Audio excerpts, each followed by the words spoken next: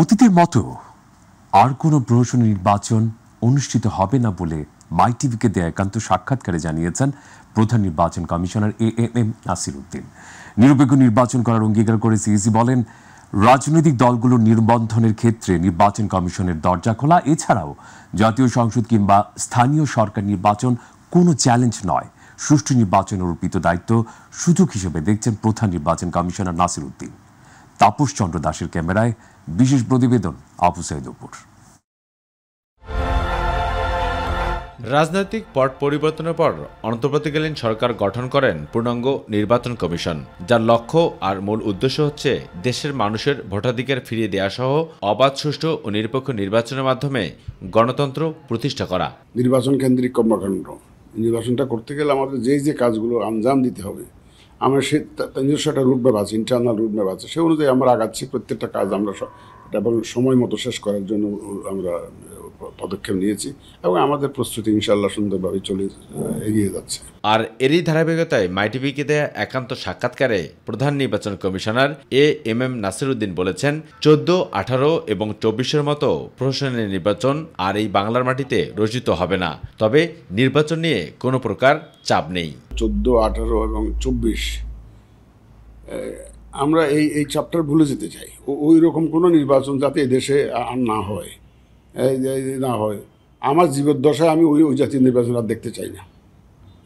সুতরাং সেটা ঠেকানোর জন্য, ওই ধরনের নির্বাচন ঠেকানোর জন্য যা যা করার দরকার আমরা তা করবো। বিশেষ অবস্থার পরিপ্রেক্ষিতে একটা ইন্টারিম গভর্নমেন্ট এখন দেশ চালাচ্ছে, তো সরকারি কোনো দল নাই, এটা কোনো উপর থেকে কোনো চাপ আমাদের উপরে নাই।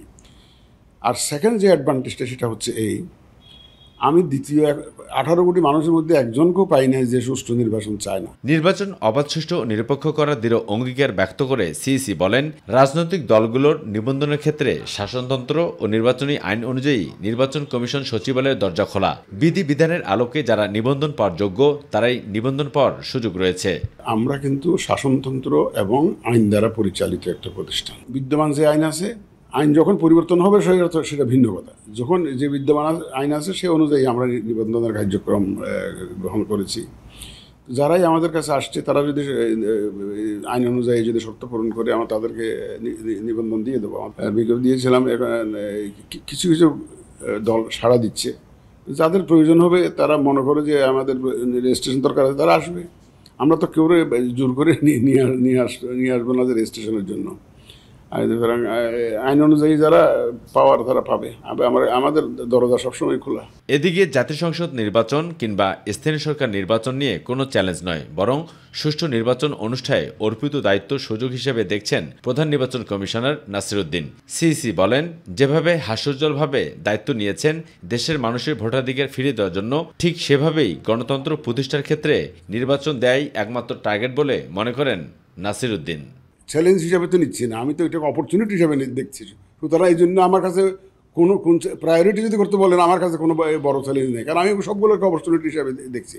কারণ আমার যে অপরচুনিটি হচ্ছে যে সবাই যেখানে একটা সুন্দর নির্বাচন চায়। অপরদিকে আগামী 15 মে নির্বাচনী সংক্রান্ত ব্যালট ছাপানোর বিষয়ে বিজি প্রেসের সাথে বৈঠকে বসবেন নির্বাচন কমিশন। আল্লাহ তাআলা একটা সুযোগ দিয়েছেন দেশের জন্য কিছু করার জন্য, শেষ বয়সে এসে এটাকে আমি সম্পূর্ণ এই সুযোগটা নিতে চাই। আবু সাইদপুর, মাই টিভি, ঢাকা।